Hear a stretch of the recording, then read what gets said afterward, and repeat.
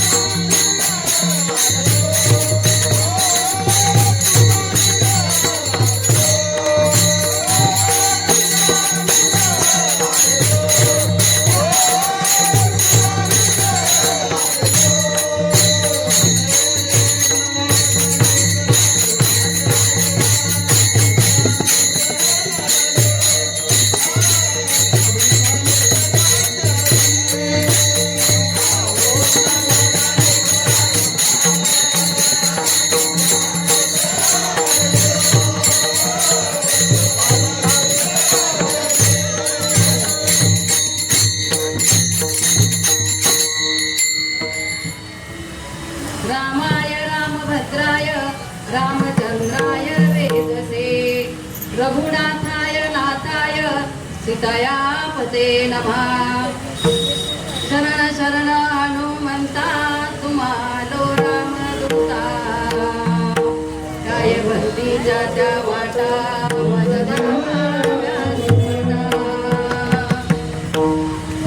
मस्तक हे पायावर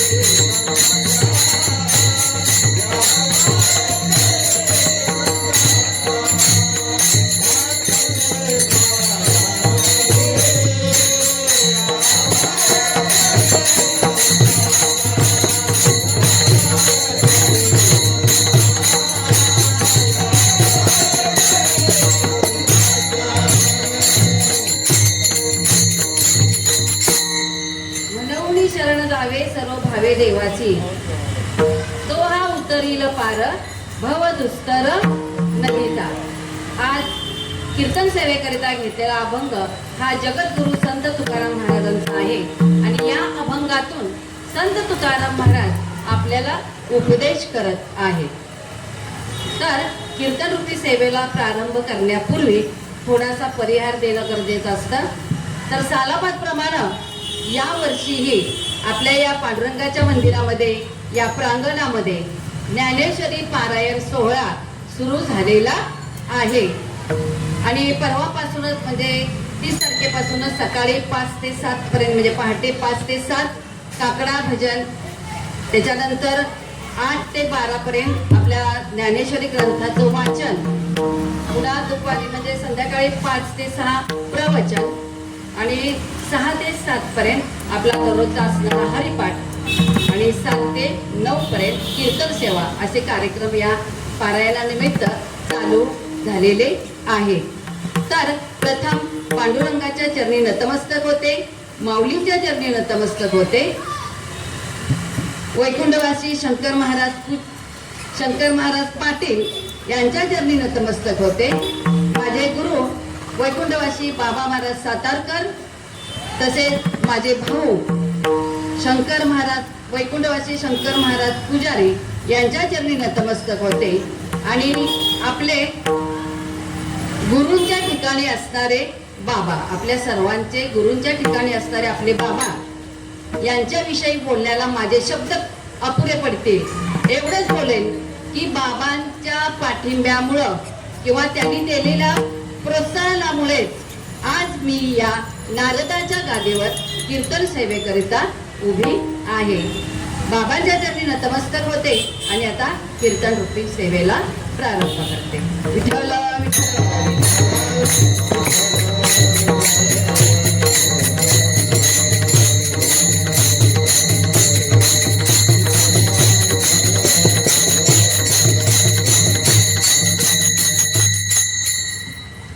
तर कीर्तन रूपी सेवेला घेतलेला अभंग हा जगद्गुरु संत तुकाराम महाराजांचा आहे आणि संत तुकाराम महाराज हे आपल्याला या अभंगातून उपदेश करत आहेत. आता जो आपण हा कीर्तन सेवेकरिता घेतलेला अभंग आहे, या अभंगाचा थोडक्यात जर भावार्थ आपल्याला बघायचं म्हटलं तर काय सांगितलंय तुकाराम महाराज या अभंगातून काय म्हणतायत, तर मनवोनी शरण जावे सर्व भावे देवाची, तो हा उतरील पार भव दुस्तर नदीचा. आता या अभंगाच्या पहिल्या चरणातून पहिला शब्द काय आहे, इथं मनवोनी शरण जावे. आता मनवोनी इथं म्हटलेलं आहे. का जायचंय शरण आपल्याला, तर आत्यंतिक दुःखाची निवृत्ती आणि परमानंदाची प्राप्ती. म्हणजेच काय, तर आपल्या जीवनामध्ये असणारं जे दुःख असेल त्याची निवृत्ती करायची असेल किंवा ते नष्ट करायचं असेल आणि आपल्याला जर सुख प्राप्ती करून घ्यायची असेल तर काय करा, तुम्ही त्या देवाला शरण जा असं म्हटलेलं आहे. आता शरण जायचंय देवाला, पण कसं जायचं सांगितलंय, तर सर्व भावे शरण जा असं इथं सांगितलेलं आहे. आता का शरण जायचं आहे, तर तो देवच काय सांगितलं की तो हा उतरील पार भव दुस्तर नदीचा. म्हणजे तो देवच काय करणार आहे, तर या संसार रूपी भव नदीतून आपल्याला उतरून पार करून काय करणार आहे, पलीकडे नेण्यासाठी सक्षम आहे किंवा नेणार आहे. म्हणून त्या देवाला तुम्ही काय करा, तर सर्व भावे शरण जा असं म्हटलेलं आहे. आता समजा ज्या देवाला आपण शरण गेलोय आणि जो आपल्याला या संसार रूपी भव नदीतून पार करून पलीकडे नेणारा आहे, तो देव कसा आहे, तर बहु आहे करुणावंत अनंत हे नामजा, तो हा उतरील पार भव दुस्तर नदीचा. तो देव कसा आहे, तर बहु करुणावंत, बहु म्हणजे पुष्कळ किंवा खूप, तो खूप करुणावंत आहे, त्याचं नाव अनंत आहे. आता अनंत म्हणजे एक नाव अनंत असं होऊ शकतं किंवा अनंत म्हणजे अनेक, मग अनेक नावं त्याचे आहेत. तुम्ही विष्णू सहस्त्रनाम वगैरे वाचत असाल तर त्यातील कुठलंही तुम्ही एक नाम घ्या त्यातलं आणि काय करा, तर त्या देवाला शरण जावा असं म्हटलेलं आहे. तरच तो देव काय करेल आपल्याला, तर या संसार रूपी भव नदीतून पार करून पलीकडे नेऊ शकेल.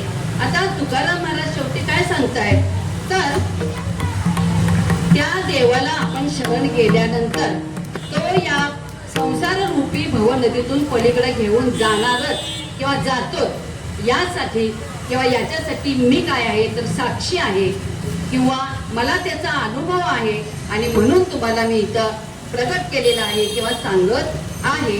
असा हा थोडक्यात या अभंगाचा काय झाला भावार्थ झालेला आहे.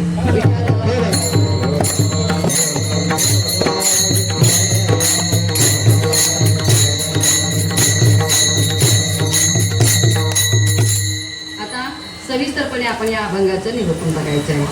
तर जीवाला जीवाचे हित प्राप्त करून देण्यासाठी बघा, जीवाला जीवाचं हित प्राप्त करून देण्यासाठी प्रेरित होऊन संत महात्मे काय करत असतात तर अवतार घेत असतात. अवतार तुम्हा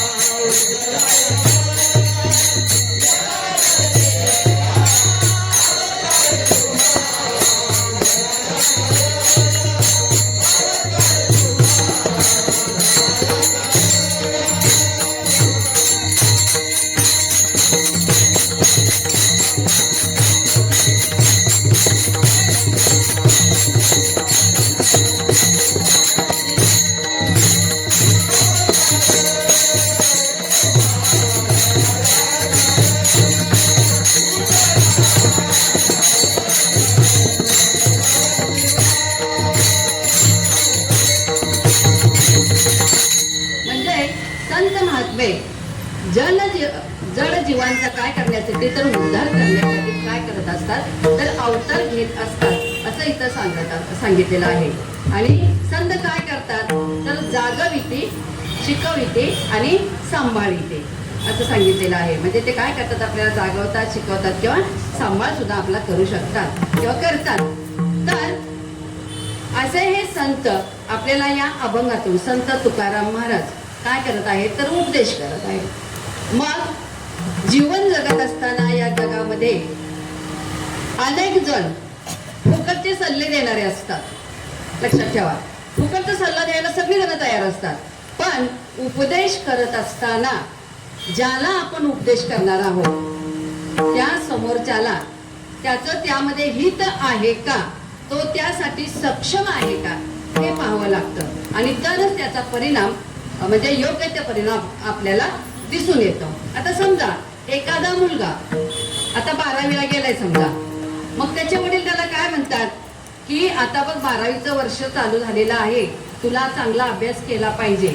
म्हणजे काय तर मला त्यावेळेला डॉक्टर व्हायचं होतं, पण मला डॉक्टर होता आलं नाही, काहीतरी समजा अडचणी असती, काहीतरी कारणास्तव मला त्यावेळेला डॉक्टर होता आलं नाही, पण मी तुला डॉक्टर करणार आहे. आणि तुझं आता 12वीचं वर्ष चालू झालंय, तर या मार्क्सवरती किंवा 12वीच्या मार्क्सवरती तुला काय पुढं आपल्याला कुठं ऍडमिशन घ्यायचं हे ठरवायचं असतं.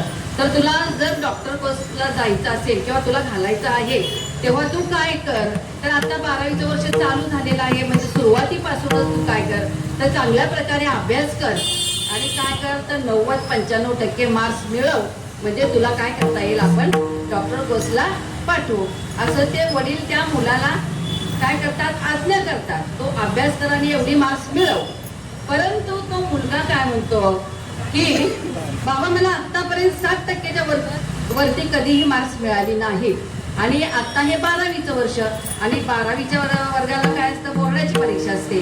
आणि या परीक्षेमध्ये मला अगदी 90-95% मार्क्स मिळवता येतील का नाही हे मला नाही समजत किंवा पडणार नाही तसं वाटतंय. मी चांगला अभ्यास करून सुरुवातीपासूनच चांगला अभ्यास करेन किंवा चांगले मार्क्स पाडण्याचा प्रयत्न करेन, पण अगदीच 90-95% मार्क्स मिळतील का नाही हे मला सांगता येणार नाही. म्हणजे ही झाली त्या मुलानं वडिलांना केलेली अनुज्ञा.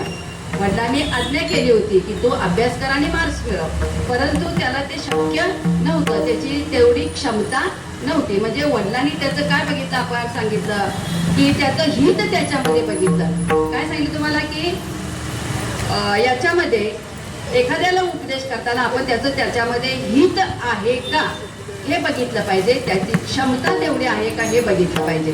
आता वडिलांनी त्या मुलाचं हित बघितले की त्याला डॉक्टर करायचं आहे, परंतु त्याची क्षमता तेवढी आहे का, तेवढी मार्क्स तो पाडू शकेल का हे त्यांनी काय बघितलं नाही. आणि म्हणून त्या मुलाला काय सांगितलं की मला एवढी मार्क्स पाडता येणार नाही. किंवा एखाद्या मुलीला तिची आई म्हटली समजा की आपल्या अंगणामध्ये बाहेर पाण्याचा नळ आहे, तर काय करतो, रिकामा ड्रम आहे तो त्या नळाखाली लाव आणि ड्रम पाण्यानं भर फुललं आणि काय करतो, ओढत ओढत आतमध्ये आण. पण ती मुलगी म्हणते की आई मी नेऊन पाण्याला भरायला लावते, तो ड्रम भरते, परंतु तो भरलेला ड्रम मला आत घेऊन येता येणार नाही. म्हणजे तेवढी तिची क्षमता नव्हती. आणि म्हणूनच उपदेश करत असताना कायम काय करावं आपण, तर त्यामध्ये त्याचं त्या समोरच्याचं त्याच्यामध्ये हित आहे का आणि त्याची तेवढी क्षमता आहे का हे पाहावं, तरच त्याचा परिणाम आपल्याला चांगला दिसून येईल. विठ्ठल विठ्ठल विठ्ठल.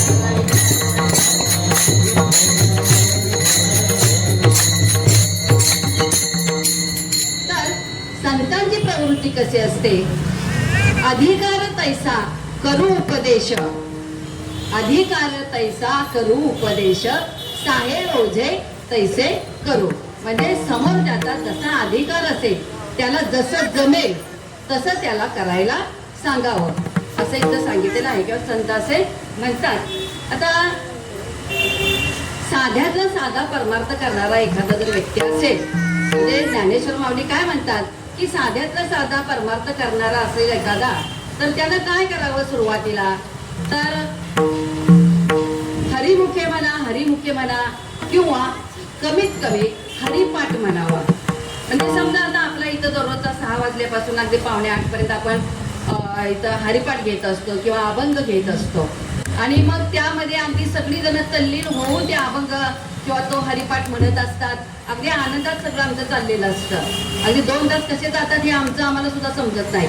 आणि मग इथून जाणारी येणारी दररोजची काही लोक असतात, मग काही जण फिरायला पण निघालेले असतात, समजा रिटायर झालेले असतील किंवा कुणी नोकरीला जात नसेल, मग त्याच्या एखाद्या व्यक्तीला वाटलं की बाबा ह्याला किती आनंद मिळतोय, जावं का आपण इकडे तिकडे भटकण्यापेक्षा आत जाऊन बसावं का, आपल्यालाही आनंद मिळेल. आणि म्हणून तो समजा आतमध्ये येऊन बसायला लागला, तर त्याला हरिमुखे म्हणा म्हणत म्हणत काही दिवसांनी त्याच्या तो हरिपाठ किंवा एखादा अभंग कधी तोंडपाठ होऊन जातो हे त्यालाही कळत नाही. म्हणजे माऊली म्हणतात की साध्यातला साधा जर परमार्थ करणारा असेल, तर त्यानं सुरुवातीला फक्त हरिमुखे म्हणा एवढं जरी म्हणत पुन्हा हरिपाठ केला तरी सुद्धा चालतो. किंवा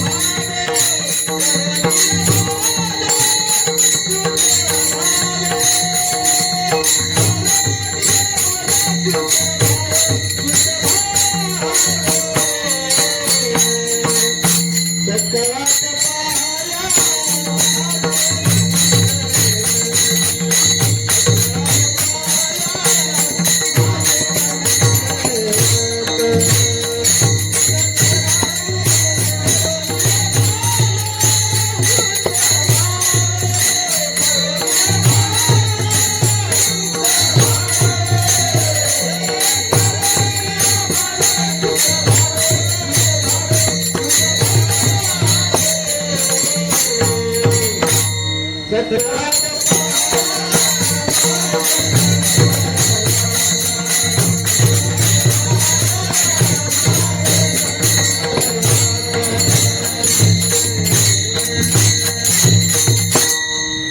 बघा की साध्यातला साधा जर परमार्थ करणारा असेल तर त्यानं काय करावं तर हरिमुखे म्हणा किंवा हरिपाठ सुरुवातीला म्हणायला सुरुवात करावी.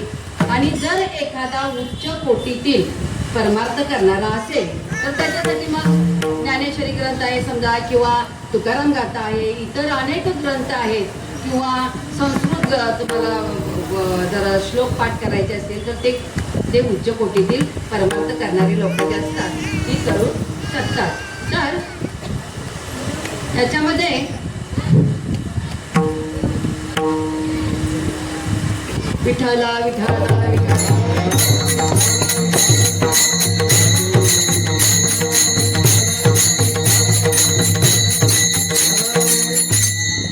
तर इथं संत काय करत आहेत आपल्याला यामध्ये तर उपदेश करत आहेत. मग संत या अभंगाच्या पहिल्या चरणातून कसा उपदेश करत आहेत आपण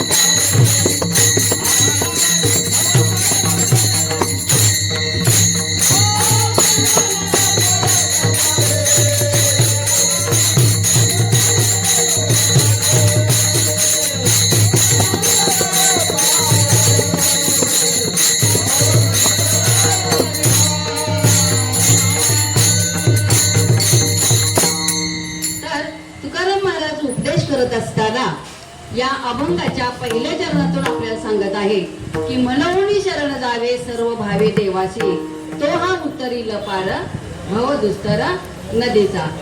तर या अभंगाच्या पहिल्या चरणातून पहिला शब्द काय सांगितलंय आपल्याला तर मनोनी का जायचंय बघा. तर तुम्हाला सांगितलं मी की आत्यंतिक दुःखाची निवृत्ती करायची असेल आणि परमानंदाची प्राप्ती करून घ्यायची असेल, म्हणजे आपल्या जीवनामध्ये असणारं दुःख जर आपल्याला घालवायचं असेल आणि सुख जर मिळवायचं असेल तर तुम्ही काय करा तर शरण जावा असं इथं सांगितलेलं आहे. तर समजा जीव ज्या वेळेला काल समाधान महाराजांनी सांगितलेलंच आहे, तर जीव ज्या वेळेला आईच्या गर्भामध्ये असतो तर त्यावेळेला त्या गर्भामध्ये असणारं मलमूत्र समजा किंवा तिथं असणारी उष्णता इतर घाण काय असेल तर त्यामुळे तो जीव काय होतो त्याला उबग येते आणि मग काय करतो तो तर त्या देवाला म्हणजे ज्या वेळेला त्याला सहन होत नाही अगदी त्यावेळेला तो काय करतो देवाला शरण जातो, हात जोडतो आणि काय म्हणतो की देवा मला यातून सोडव, मी काय करतो तुला नवस करतो की तुझं पाय मी कधीही विसरणार नाही. म्हणजेच काय तर बाहेर गेल्यानंतर मी तुझं सतत भजन करेन, नामस्मरण करेन, पण मला यातून पहिलं सोडव.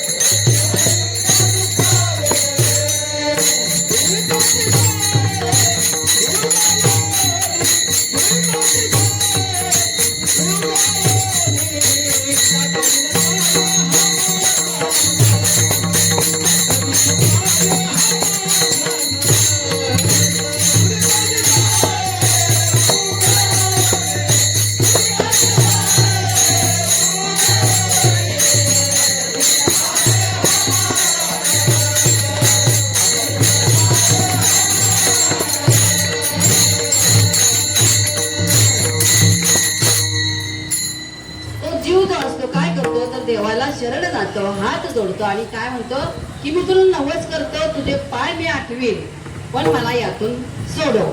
आणि मग देवालाही काय होते, त्याची जीव येते आणि मग देव पण त्याला काय करतो, त्याची सुटका करतो. मात्र बाहेर आल्यावर तो जीव बाहेर आल्याबरोबर त्याला समोर कोण दिसतो, तर तो देव दिसतो. आणि मग देव म्हणतो मगाशी नवस केलेलं लक्षात आहे का? तेव्हा तो काय म्हणतो, पहिला शब्द त्या जीवाचा या जीवनामध्ये आल्यानंतर कुठला असतो? कवा कवा. हा, कवा केला होता मी नवस, असं त्याला म्हणायचं असतं.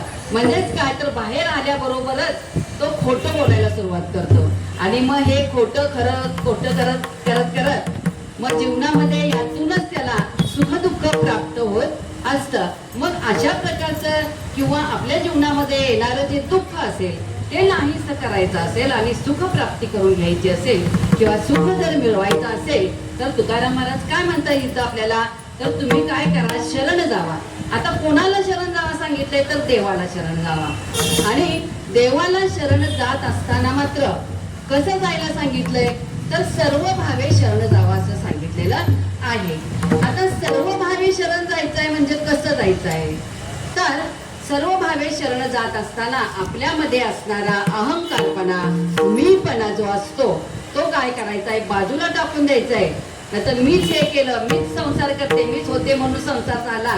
किंवा वडील पण काय एक जण काय म्हणतात की मी नोकरी केली म्हणून ही शिकलीत लोक किंवा ही मुलं शिकली.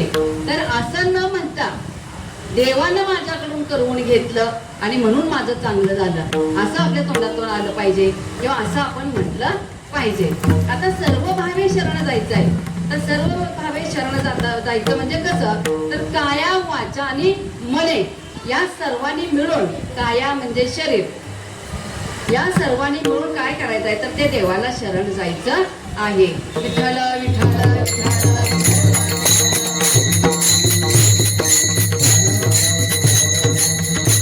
तर काया म्हणजे काय, तर शरीर. मग शरीर किती प्रकारचं असतं, तर 3 प्रकारचं असतं. याच्यामध्ये स्थूल शरीर, सूक्ष्म शरीर आणि कारण शरीर असं 3 प्रकारचं हे शरीर असतं. आता समजा मी म्हटलं की हा हात माझा आहे, मग हा हात या शरीरापासून वेगळा आहे का, आपल्यापासून वेगळा आहे का, नाही. पण हा हात माझा आहे असं ज्या वेळेला आपण म्हणतो त्यावेळेला आपल्या शरीरामध्ये जो आत्मा असतो तो म्हणत असतो. मग आता हे शरीर आणि हा आत्मा वेगळं कशा प्रकारचे आहेत, तर शरीर हे कसं असतं, तर शरीराला जन्म आहे, मृत्यू आहे, काळानुरूप म्हणजे काळानुसार काय होत असतं, शरीर कमी होत असतं, जास्त होत असतं. याला जन्म आहे, मरण आहे. म्हणजेच शरीर हे कसं आहे, तर नाशिवंत आहे. नाशिवंत देह जाणार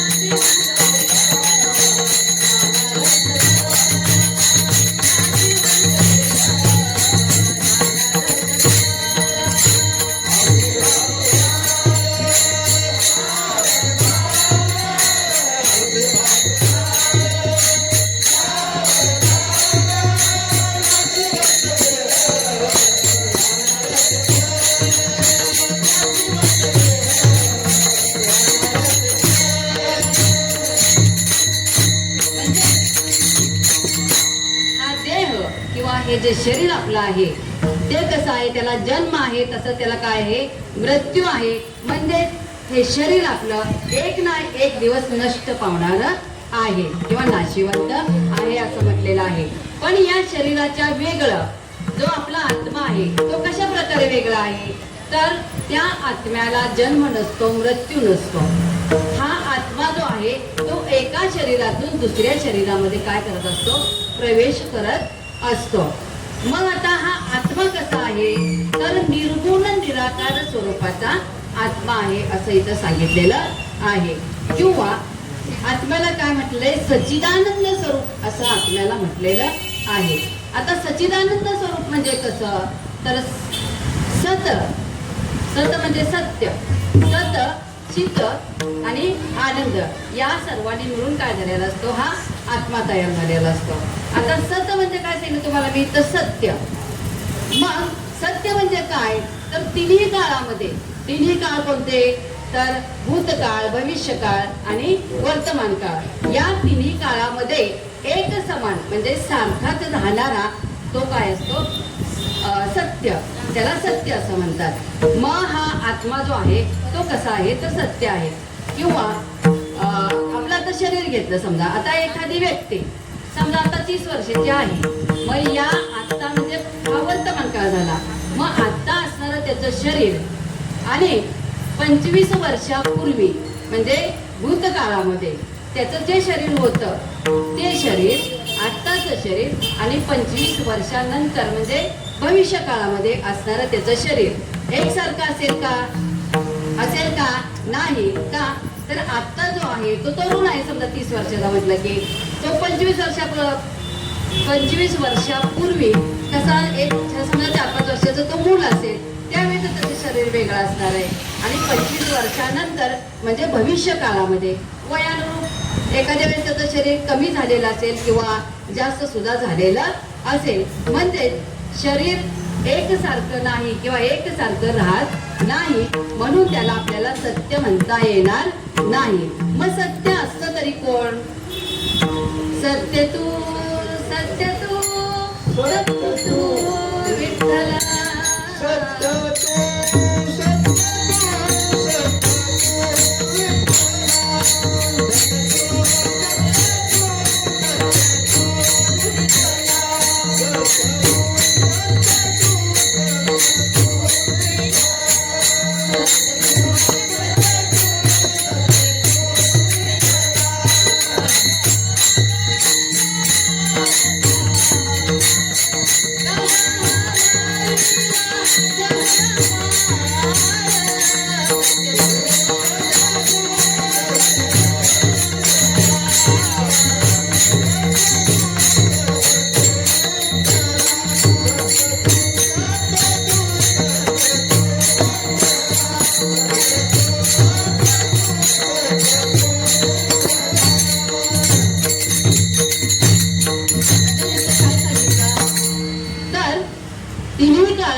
समान राहणारा म्हणजे एक समान असणारा तिन्ही काळामध्ये म्हणजे वर्तमान काळ, भूतकाळ आणि भविष्य काळ, या तिन्ही काळामध्ये कोण समान असतो, त्याच्यामध्ये काहीही बदल होत नाही.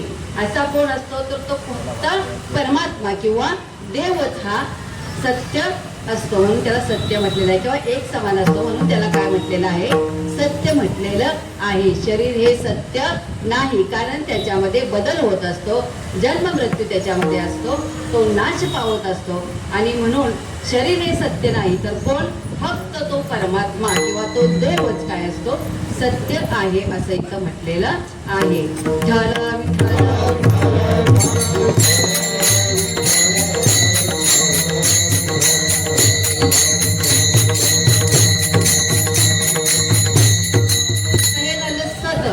किंवा सत्य असं आपण त्याला म्हणतात. त्याच्यानंतर चित्त, चित्त नव्हे चित्त, चित्त म्हणजे प्रकाश किंवा सामर्थ्य.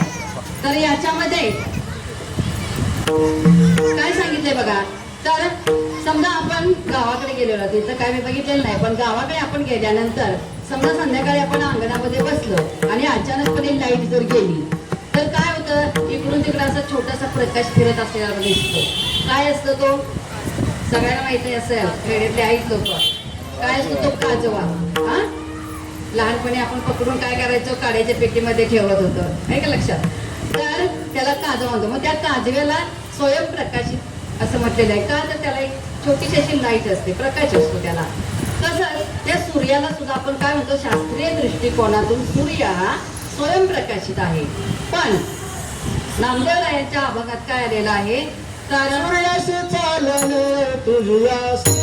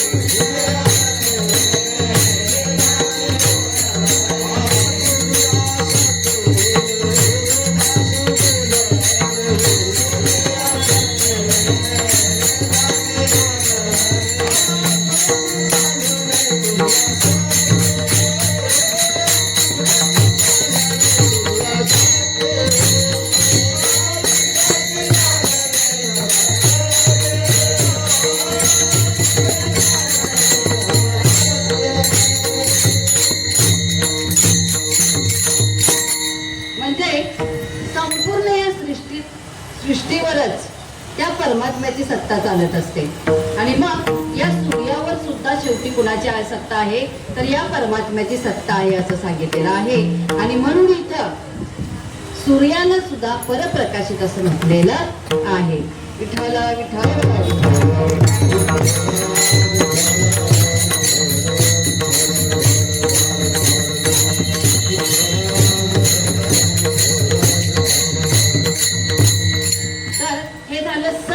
आणि चित्त शेवटचं सांगितलं तुम्हाला, सत चित्त आणि आनंद. आता ज्याप्रमाणे अंधार म्हटलं की त्याच्या विरुद्ध काय येतो, प्रकाश येतो. सुख म्हटलं की त्याच्या विरुद्ध दुःख येतं, किंवा हसणं म्हटलं की काय येतं त्याच्या विरुद्ध रडणं. आपण म्हणतो का नाही, जास्त हसू नकोस कोणाला रडशील, तर हसण्याच्या विरुद्ध काय येतं, रडणं येतं. त्याप्रमाणे आनंदाच्या विरुद्ध मात्र कुठलाही शब्द येत नाही. का तर बघा, परमार्थामध्ये संत लोक त्या पांडुरंगाच्या भक्तीलाच आनंद किंवा परमानंद मानत असतात. आणि ज्या वेळेला त्या संतांना हा परमानंद मिळतो किंवा आनंद मिळतो, त्यावेळेला त्या आनंदाला त्यांच्या पारावर राहत नाही. आणि म्हणून आनंद या शब्दाला मात्र विरुद्ध शब्द नाही.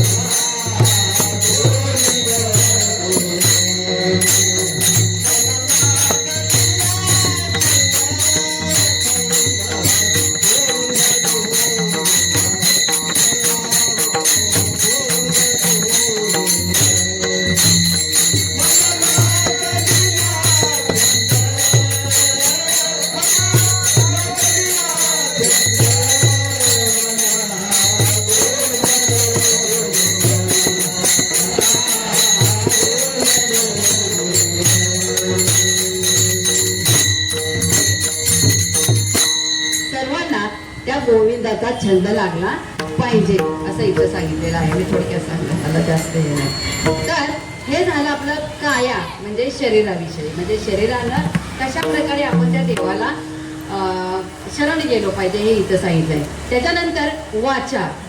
आता त्या परमात्म्यानं किंवा त्या देवानं आपल्याला जी ही वाचा दिली, त्या वाचेनं आपण एखाद्याशी बोलताना मला आपल्या वाचेमुळं म्हणजे शब्दांच्या मुळं एखाद्याचं मन दुखवता कामा नये इथं सांगितलेलं आहे.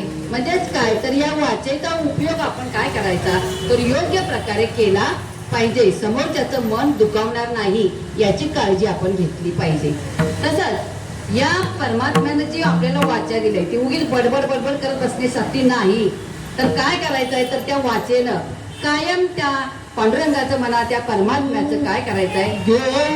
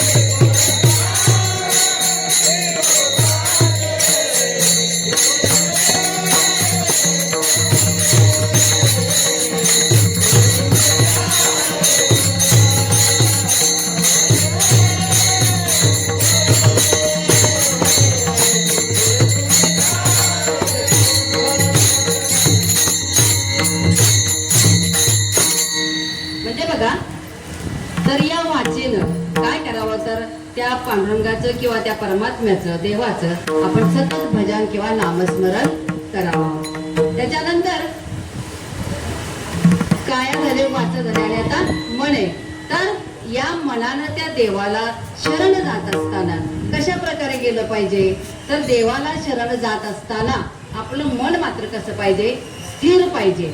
आणि स्थिर मन राहण्यासाठी म्हणजे मन आपलं त्या देवाला शरण जात असताना चंचल असू नये, ते स्थिर असावं. यासाठी काय केलं पाहिजे आपण, तर सात्विक आहार पहिला घेतला पाहिजे. तरच आपलं मन काय राहील, स्थिर राहील. आणि मग स्थिर मनानं त्या देवाला आपण शरण जाऊ शकतो. अशा प्रकारे म्हणजे काया, वाचा आणि मनानं त्या देवाला आपण शरण जाऊ शकतो.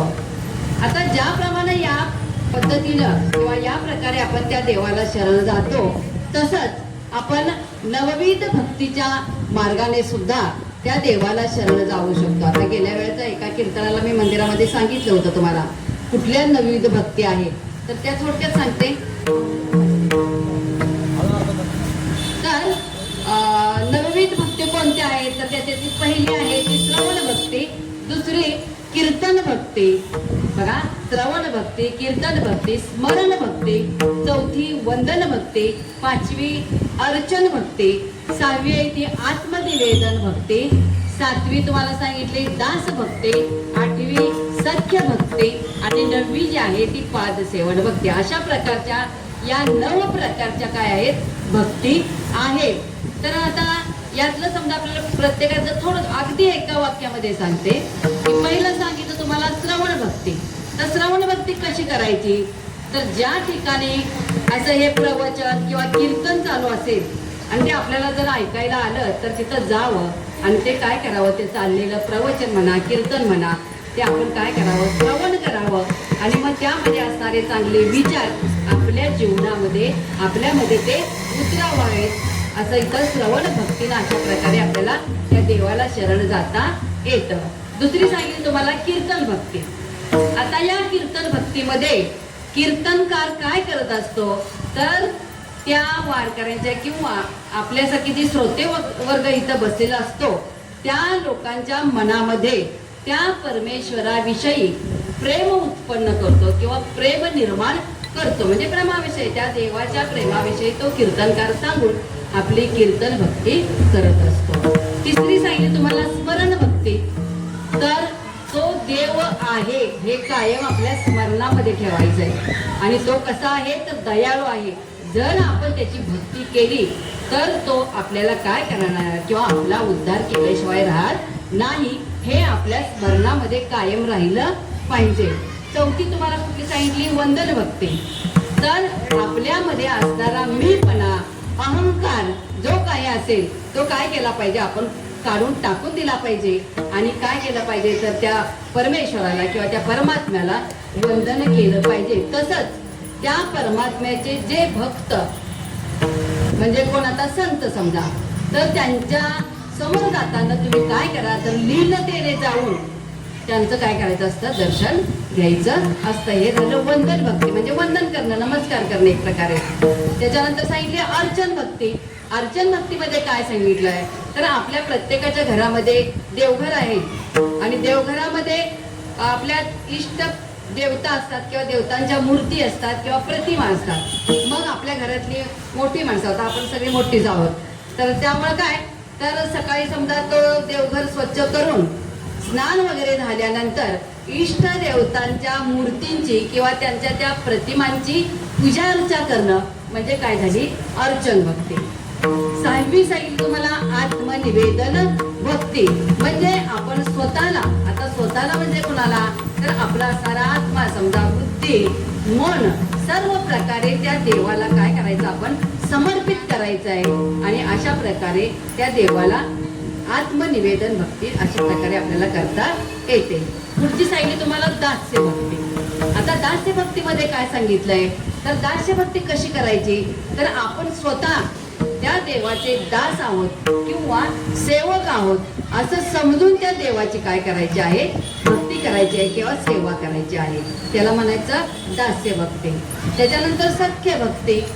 सख्य भक्ती म्हणजे काय सांगितलंय, तर ज्याप्रमाणे आपण एखाद्या मैत्रिणीला जिवलग मैत्रीण समजत असतो, तिला आपलं सुखदुःख तिला सांगत असतो, तर त्याप्रमाणे त्या देवाला काय करायचंय, आपण जिवलग मित्र किंवा मैत्रीण मानून त्याच्याशी हितगुज करायचं आहे किंवा आपल्या जे काय आपल्या मनामध्ये असेल ते त्याला सांगायचं आहे आणि त्याची काय करायची, सेवा करायची आहे.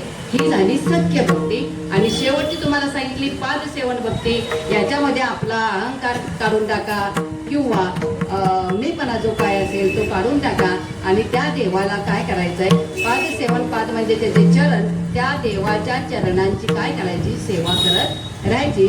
याला म्हणतात पाद सेवन भक्ती. आणि अशा प्रकारे या 9 प्रकारे आपल्याला त्या देवाला शरण जाता येतं. विठ्ठल विठ्ठल विठ्ठल.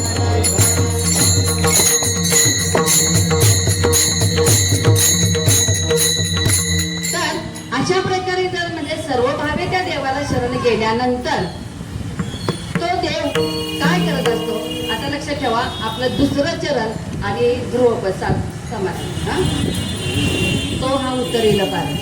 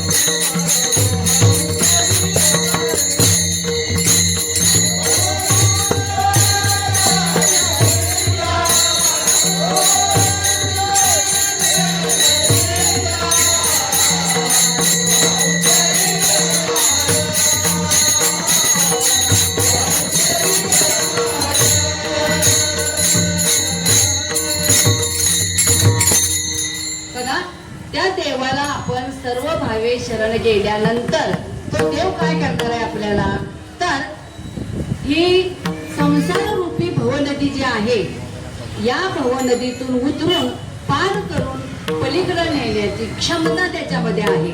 आणि म्हणून आपल्याला काय करायचं आहे, तर त्या देवाला सर्व भावे शरण जायचं आहे. आता तो पलीकडे नेणारे निश्चित आहे किंवा आपल्याला कुठल्याही संकटातून वाचवणारे निश्चित आहे. पण त्यासाठी आपल्याला पण त्या देवाची अगदी अंतःकरणापासून मनापासून काय केली पाहिजे, भक्ती केली पाहिजे. त्याचं सतत नामस्मरण आपल्या मुखामध्ये असलं पाहिजे. तरच तो काय करेल, आपल्याला पलीकडे घेऊन जाईल. जसं नाशिक जिल्ह्यामध्ये एक संत होऊन गेले, कुठले, कुर्मादास नावाचे, बरोबर आहे. पण त्या कुर्मादास या संतांना हातही नव्हते आणि पायही नव्हते. पण काय दिली होती देवानं त्यांना, वाचा दिली होती. आणि त्या वाचेचा उपयोग मात्र त्यांनी काय केला होता, चांगल्या प्रकारे. ते असे शिवेशाप देवाला देत बसले नाही की मला तू पाय दिले नाहीस, मला हात दिले नाहीस, मी काय म्हणून तुझी सेवा करू, तर नाही. वाचा तरी देवानं दिले ना आपल्याला, तर त्या कुर्मादासीने काय करायचे, तर त्या वाचेनं त्या देवाचं सतत भजन किंवा नामस्मरण करत राहायचे. मग एकदा काय होतं, ते कुर्मादास त्या नाशिक जिल्ह्यामध्ये होते. तिथून एक अशी दिंडी त्यांच्या समोरून वारकऱ्यांची दिंडी चाललेली होती. मग त्यांनी काय केलं, त्या कुर्मादासांनी विचारलं की तुम्ही कुठं चाललेले आहात. तेव्हा ते वारकरी सांगतात की बाबा एकादशी जवळ आलेली आहे आणि म्हणून आम्ही पांडुरंगाच्या दर्शनासाठी पंढरपूरला चाललेलो आहोत. तर ती वारकरी सांगतात त्यांना, त्या कुर्मादासाला. मग त्यालाही वाटतं की आपण पण जावं का, पण आपल्याला तर पाय नाहीत. पण नाही, त्याची एवढी प्रबळ इच्छा झाली की ती दिंडी अशी पुढे घेऊन जाते. पण ते काय करतात, असे गोलटत गोलटत गोलटत काय करतात, त्या देवाचं वाचेनं नामस्मरण करत करत भजन करत करत त्या दिंडीच्या पाठीमागून असे गोलटत गोलटत जातात. आता त्या नाशिक जिल्ह्यापासून सोलापूर जिल्ह्यापर्यंत अगदी पंढरपुराच्या जवळपास ते एक गाव आहे. कुठलं? लवळ लवळ गाव. तर त्या गावापर्यंत म्हणजे ती लोक येतात. त्यांच्या पाठीमागून हा कुर्मादास नावाचा जो संत आहे तो असा गडगडत चाललेला असतो. आणि त्यामुळे काय झालेलं असतं, त्याचं शरीर सगळं काय झालेलं असतं, असं रक्तबंबाळ झालेलं असतं. आणि मग त्या लवळ गावामध्ये गेल्यानंतर त्याच्या लक्षात येतं की आपल्या समोरची दिंडीतली लोक जी होती ती तर आता दिसत नाहीत, म्हणजे ती निघून गेली. म्हणजे आज परत त्याच्या लक्षात येतं की आज काय आहे, एकादशी आहे. आणि ती लोक म्हणजे ते वारकरी जे होते ते एकादशीचं त्या पांडुरंगाचं दर्शन घेण्यासाठी पुढे निघून गेले. माझं तर अंग रक्तबंबाळ झालेलं आहे, मला तर पाय नाही, चालता येत नाही. आणि मग मी एवढ्या लांबून आलो, त्या नाशिक जिल्ह्यापासून या सोलापूर जिल्ह्यापर्यंत मी गडगडत आलो, अंग फार रक्तबंबाळ झालं. त्याच्या दर्शनाच्या कशाला आसक्तीने मी इथपर्यंत आलो. पण आज एकादशीचं मी काय करू शकत नाही, तर त्या देवाचं दर्शन घेऊ शकत नाही. आणि मग त्यांना खूप वाईट वाटतं त्या कुर्मादासाला.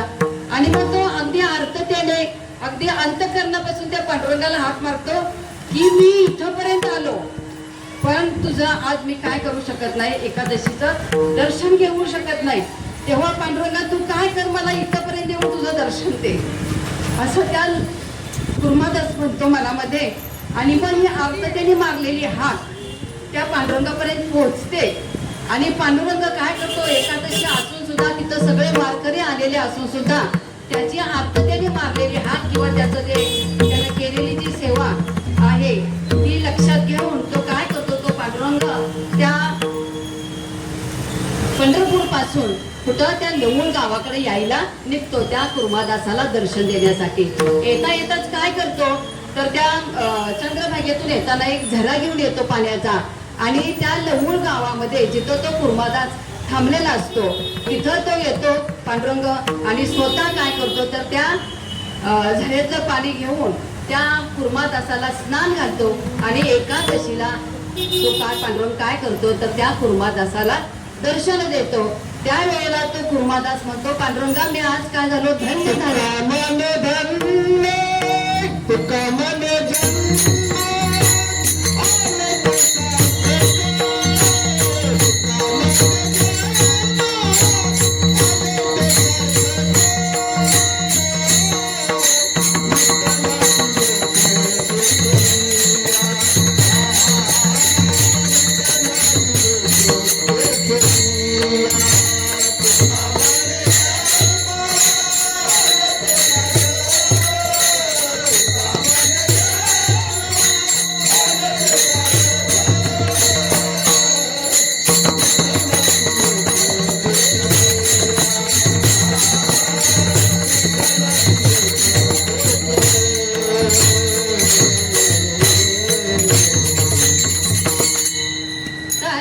त्या कुर्मादासाला काय केलं, पांडुरंगानं स्वतः स्नान घातलं आणि त्याला दर्शन दिलं. त्या प्रकारे जर आपणही त्या पांडुरंगाची किंवा त्या परमात्म्याची जर सेवा केली, त्याचं भजन केलं, त्याचं नामस्मरण केलं, तर आपल्यालाही त्या पांडुरंगाचं दर्शन होऊ शकतं.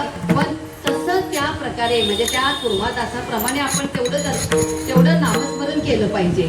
आणि जर आपल्याला तो पांडुरंग भेटावा असं जर वाटत असेल तर म्हणजे ही भवनदी, संसाररूपी भवनदी उतरून आपल्याला जर पलीकडे जायचं असेल तर आपल्याला मात्र त्या संतरूपी नावेमध्ये बसावं लागेल. आता संतरूपी नावेमध्ये बसायचं म्हणजेच काय करायचं आहे तर संतांची संगत तुम्ही धरा आणि संतांची संगत धरल्यानंतर त्यांच्या संगतीत राहिल्यानंतर त्या संतांचे जे काही विचार असतील, आचार असतील ते आपल्या जीवनामध्ये उतरवायचा प्रयत्न करायचा आहे. आणि मग काय होईल तर आपण जरी तिकडे जाऊ शकलो नाही तरी जर त्या प्रकारे तेवढी आपली जर भक्ती झाली, आता हे असं म्हणजे भरून येण्याचं कारण कसं तर समजा आपण म्हातार म्हणजे कल्पना करा आपण जर म्हातारं झालो आणि पाय असून नसल्यासारखं म्हणजे जर समजा आपल्याला तिकडे जाता येत नसेल, त्या पांडुरंगाच्या दर्शनाची ओढ आपल्या मनामध्ये निर्माण झाली आणि आपल्याला जर जाता येत नसेल तर आपल्या मनाची काय तळमळ होईल. ती तळमळ त्या कुर्मादासाची झाली होती आणि म्हणून त्या पांडुरंगाला तिथपर्यंत यावं लागलं. आणि आता त्या गावामध्ये ते काय आहे पांडुरंगाचं मंदिर आहे, तो झराई म्हणतात 24 तास भरलेला असतो. आणि म्हणून काय करायचं तर आपल्यालाही जर त्या पांडुरंगाची ओढ असेल किंवा त्याच्यापर्यंत जर पोहोचायचं असेल तर संतरूपी नावेमध्ये बसलं पाहिजे. म्हणजेच काय केलं पाहिजे तर संतांच्या संगतीत राहून त्यांचे आचार विचार काय असतील ते आपल्यामध्ये उतरवले पाहिजे. विठ्ठल विठ्ठल विठ्ठल.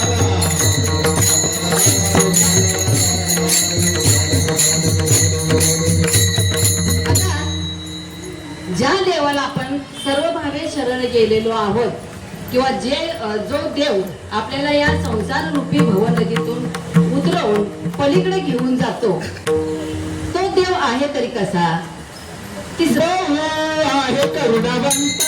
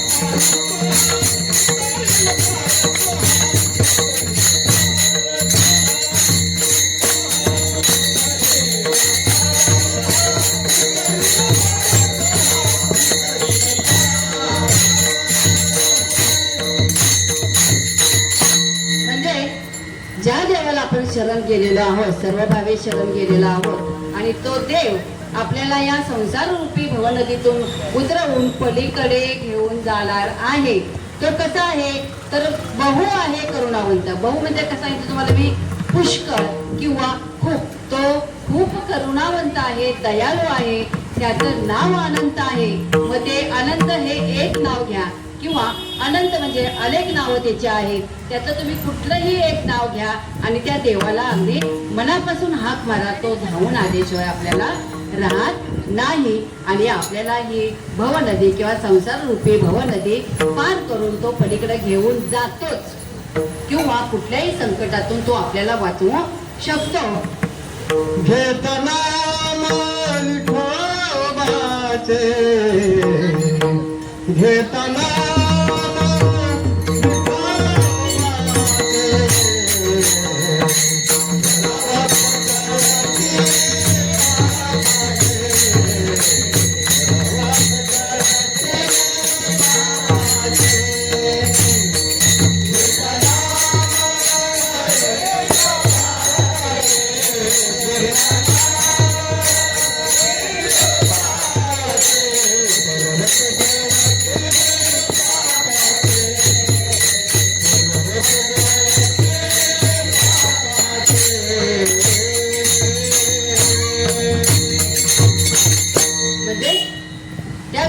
नुसतं नाव जरी आपण घेत बसलो तरी सुद्धा काय होतात तर पर्वत, पापाचे पर्वत तुमचे जरी असतील तरी सुद्धा ते काय होतात पळून जातात, नष्ट होतात.